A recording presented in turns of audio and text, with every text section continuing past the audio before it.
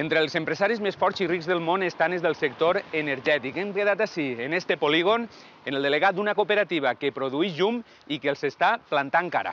Andrés, d'on treu l'energia? De les taronges? Home, podria ser bioetanol, però no ens dediquem encara a això. Com m'has citat així, en un magatzem de taronges. La traiem de les taulades solars que tenim així instal·lades. Tu eres d'una cooperativa d'energia. Sí, Produïu llum, no?, produïm llum. per als socis de la cooperativa. Fem la nostra pròpia energia neta. Així tenim 4 taulades diferents, interconnectades. Mira que bonic és, pareix un llac de plaques. Vosaltres el que heu fet així és